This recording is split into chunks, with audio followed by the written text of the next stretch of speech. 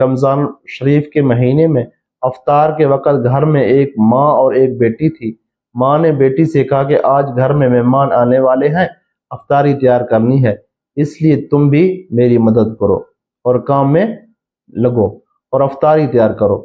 بیٹی نے صاف جواب دیا ہے کہ اماں، اس وقت ٹی وی پر ایک پروگرام آ رہا ہے، میں اس کو دیکھنا چاہتی ہوں، اس سے فارغ ہو کر کچھ کروں گی۔